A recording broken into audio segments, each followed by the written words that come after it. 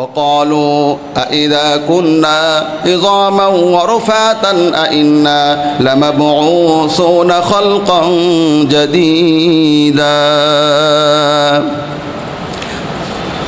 وقالوا أإذا كنا عظاما ورفاتا أإنا لمبعوثون خلقا جديدا অর্থ শুনেন রমজান মাসে আপনি কোরআন পড়তেছেন, কারণ আমি তো খাবারের সকাল বিকাল দুপুর রাতে অল টাইম দিতে বলছি।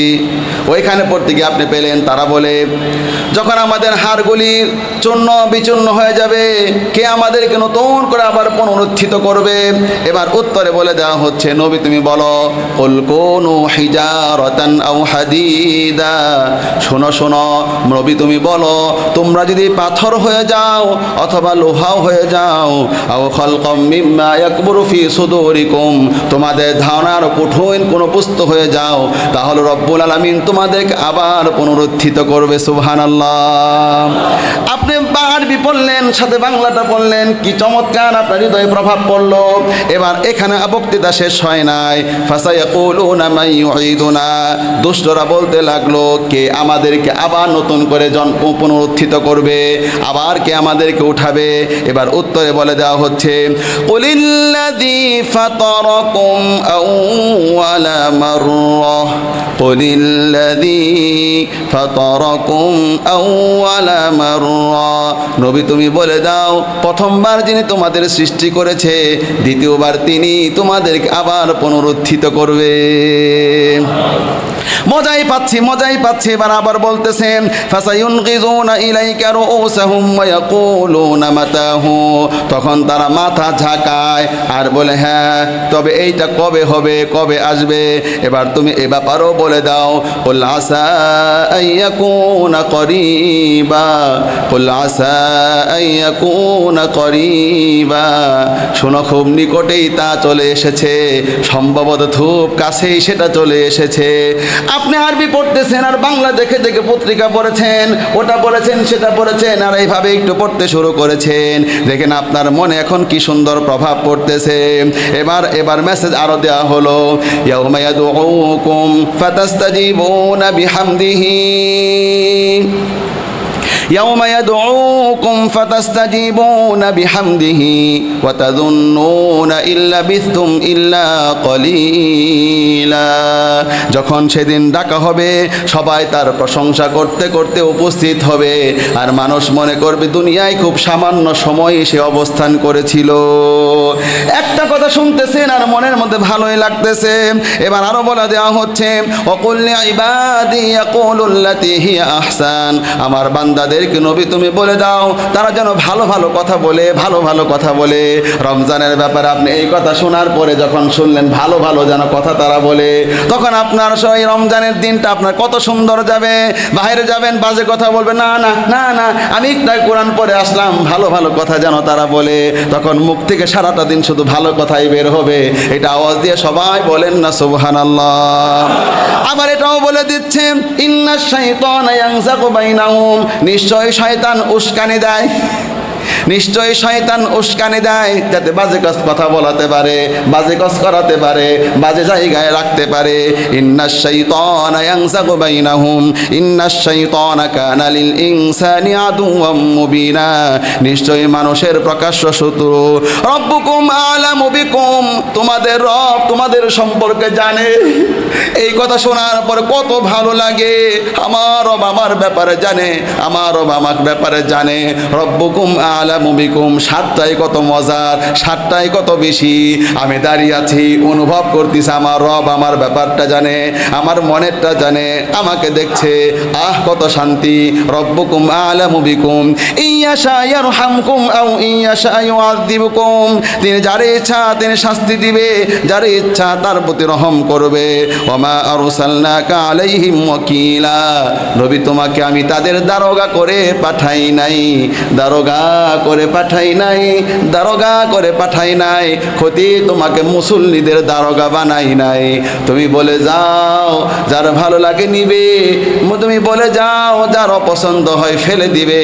সবাইকে জান্নাতে নেবার দায়িত্ব কিন্তু তোমার না, শুধুমাত্র পৌঁছে দেওয়ার দায়িত্ব আমি তোমাকে আল্লাহ দান করেছি। আওয়াজ দিয়ে বলেন না সুবহানাল্লাহ। এগুলি পরে পরে মনের কষ্টগুলি দূর হয়ে যায়। একটু আগে আমার কত কঠিন লাগতেছিল, আবার নতুন করে যখন পড়লাম আবার যেন হালকা হয়ে গেলাম। আমার প্রিয় ভাইরা, রমজানে আপনারা কি সুন্দর সান্ত্বনা দিবে, রমজানে আপনাকে সুন্দর পরামর্শ দিবে, রমজান কিভাবে সফল করবেন যেন গাইড হিসাবে যিনি সব সময় আপনার পাশে থাকবে তিনি হচ্ছে আল্লাহর কোরআন, তিনি হচ্ছে আল্লাহর কোরআন। কোরআন আপনার রমজানের গাইড হয়ে সুন্দর পথ দেখিয়ে সবচেয়ে সেরা রমজান 24 সালে আপনার করিয়ে দিতে পারে। আওয়াজ দিয়ে সবাই বলেন না সুবহানাল্লাহ। এক নাম্বার অভ্যর্থনা। এক নাম্বার কি? জোরে বলেন। মেহমানের এক নাম্বার কি? অভ্যর্থনা। আজকে থেকে একটু আনন্দিত, আজকে থেকে একটু এই আসছে রে প্রস্তুতি শুরু করে দেন। স্বাস্থ্যের কোনো ত্রুটি থাকলে ডাক্তারের কাছে যান, প্ল্যান করেন, পরিকল্পনা করেন। পরিবারে যা সমস্যা হয়, তুমি কিন্তু ছেলেটা গতবার রমজানটা 12টা বাজাইছো, তুমি তারাবি করে আসছি, তুমি দিকে তারাই যাওনি, আর দেখলাম তুমি মোবাইল নিয়ে ল্যাপটপ নিয়ে তুমি এই সে রমজানটা বাড়িটারে এটা করেছ।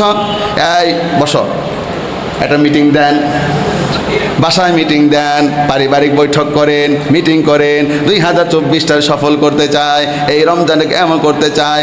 শুধুমাত্র আপনি মিটিং করেন, হয়তো বা কোনো সিদ্ধান্ত নিতে পারবেন না, ভালো কোনো প্ল্যান আপনার বের হবে না। তবে যেহেতু আপনি মিটিংটা দিয়েছেন রমজান সুন্দর করার জন্য, রমজানের মালিক ঠিকই কিন্তু দেখতে পাবেন। রব্বুকুম আলামু বিকুম, দেখে খুশি হয়ে যাবে, কিছু হবে না, কিন্তু রব খুশি হয়ে একেবারে বস্তা বস্তা ঢেলে সওয়াব দিয়ে ভরে দিবে। চালাকি করেন, দুনিয়ায় কত চালাকির কথা শুনলাম। একদিন শুনলাম আমাদের সাহাবায়ে বলল, হুজুর চালাকি কাকে বলে? বললাম কি?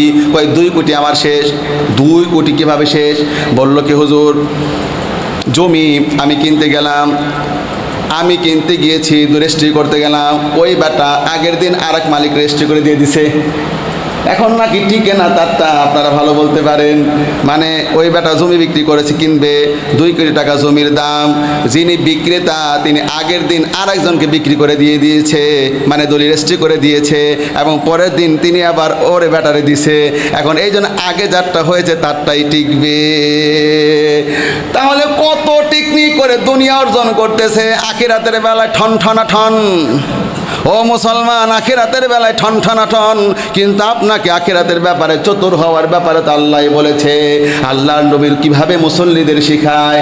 এক মুসল্লির বাড়িতে দাওয়াত খেতে গিয়েছে, দাওয়াত খেতে গিয়ে দেখে জানলা। আচ্ছা তুমি এই পাশে জানলা দিয়েছে কেন? বলে ওই দিক থেকে একটু সুন্দর বাতাস আসবে, ওই বাতাসের জন্য আল্লাহ রসুল জান্নাত দিয়েছি। বলে তুমি তো বোকামি করেছ, কেন এমনটা করলা? তুমি কেন সিদ্ধান্ত নিতে পারলে না? ওই পাশের মসজিদে আজানটা ওই দরজা জানলা দিয়ে ঢুকবে, ওই আজান শুনে পুরো সবাই মসজিদে চলে যাবে। তাহলে জানলা থাকতো যতক্ষণ, তোমার সওয়াব হতে থাকতো ততক্ষণ। আপনি বুঝতে পারছেন? আমি আপনারা মনে করতে এত মেসেজ দিলাম, ভাই হুজুর আপনি খামাখা তথ্য দেন, বাসায় গিয়ে মিটিং, কোনো আজ পর্যন্ত কেউ বাংলাদেশে এই তথ্য দেয় না। আপনি নতুন নতুন ফর্মুলা দেখাচ্ছেন, রমজানকে মেহমান বানিয়ে দিয়েছেন। হ্যাঁ, আমি আপনাকে বলছি শোনেন, 1 নাম্বার অভ্যর্থনা, 2 নাম্বার থাকার ব্যবস্থা, 3 নাম্বার খাবারের ব্যবস্থা। রমজান নামক মেহমানের খাবার হলো কোরআন। এবার 4 নাম্বার হলো বিনোদন, আনন্দ ফুর্তির ব্যবস্থা। বিনোদন, আনন্দ ফুর্তির ব্যবস্থা। রমজানের বিনোদন আনন্দ হলো আচার আচরণ, চরিত্রগত বিষয়াদি। তার মানে সততা, ন্যায়পরায়ণতা, বিসত্যবাদিতা। যে ব্যক্তি সবচেয়ে রমজানে সত্যবাদিতা, ন্যায়পরায়ণতা, তার মধ্যে সবচাইতে বেশি চরিত্র ঠিক রাখতে পারবে, যে যত সুন্দর, রমজান নামক এই মেহমানের বিনোদন হবে তত সুন্দর। চরিত্র যত সুন্দর রাখতে, আচার আচরণ যত রাখতে পারবে, যে সুন্দর সুন্দর, রমজান নামক মেহমানের বিনোদনটা হবে তত সুন্দর, রমজান নামক মেহমানের বিনোদন হবে তত সুন্দর। রমজান মাসে চরিত্র সুন্দর রাখতে পারবে যে যত, রমজানের বিনোদনটা হবে তত তত। আওয়াজ দিয়ে বলেন না সুবহানাল্লাহ। উপহার সামগ্রী, রমজান একটু উপহার রমজান নামক মেহমান উপহার সামগ্রী দিয়ে দেন। বলেন রমজান নামক ওই মেহমান উপহার সামগ্রী কি? উপহার সামগ্রী হলো মানব সেবা, উপহার সামগ্রী হলো মানব সেবা। রমজান নামক মেহমানের উপহার সামগ্রী হলো মানব সেবা। এখন আপনি মানব সেবা করবেন কি? আপনি তো আত্মীয়দের সেবা করেন না। আপনি এমন মানুষ, আপনি আত্মীয়দের খোঁজখবর নেন না, আবার আপনি মানুষের সেবা করবেন। ঘরের সেবা নাই যার, তারা আবার মানুষের সেবা করবে কিভাবে? যাই হোক, শুধুমাত্র বুঝে নেন আমার প্রিয় ভাইরা, রমজানকে বিদায় সংবর্ধনা, রমজান নামক মেহমানকে বিদায় সংবর্ধনা জানাবেন কিভাবে? রমজান নামক মেহমানের বিদায় সংবর্ধনা হলো দোয়া এবং ইস্তেগফারের মাধ্যমে, দোয়া এবং ইস্তেগফারের মাধ্যমে, দোয়া এবং ইস্তেগফারের মাধ্যমে। এই রমজান নামক আসতেছে মাত্র কয়েক